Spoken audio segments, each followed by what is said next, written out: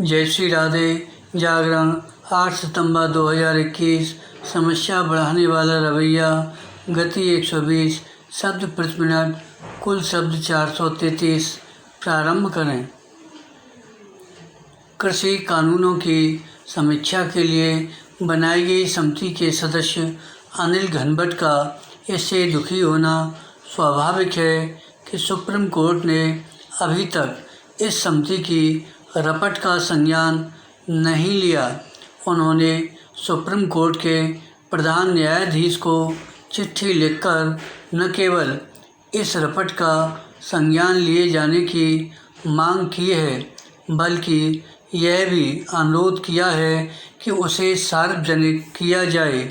कायदे से supreme court को अपने स्तर पर ही ऐसा करना चाहिए था, क्योंकि खुद उसी ने इस समिति का गठन किया था। कोई नहीं जानता कि तय समय में रपट तैयार कर सुप्रीम कोर्ट को सौंप दिए जाने के बाद भी उसका संज्ञान क्यों नहीं लिया जा रहा है। इस देरी का एक दुष्परिणाम तो यह है कि तीनों कृषि कानून लंबित पड़े हुए हैं और दूसरे किसान संगठन अपनी सक्रियता बढ़ाते चले जा रहे हैं। उनके साथ ही कई विपक्षी दल भी अपनी राजनीतिक रोटियां सेकने में लगे हुए हैं। वास्तव में इसी कारण किसान संगठनों की गतिविधियां बढ़ती हुई दिख रही हैं। अब तो यह भी साफ है कि उनका आंदोलन पूरी तौर पर राजनीतिक रूप ले चुका है।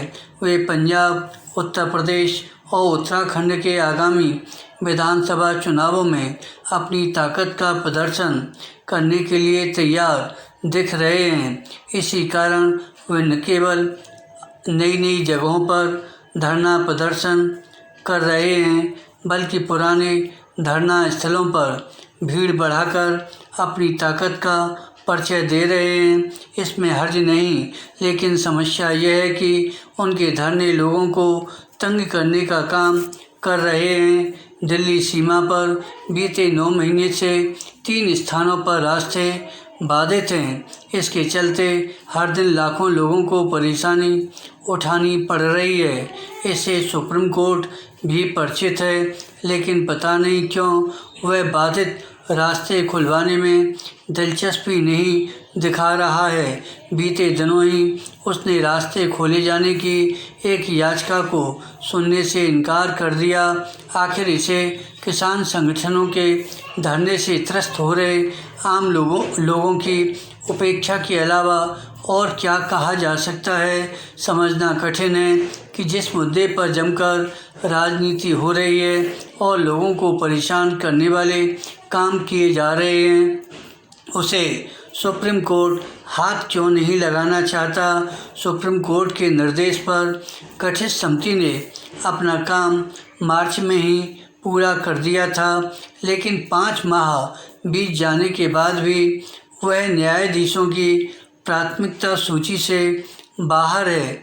इसका कोई औचित्य नहीं कि सुप्रीम कोर्ट पहले तो किसी मामले में खुद ही दखल दे और फिर उसकी अनदेखी करने वाला रवैया अपना ले।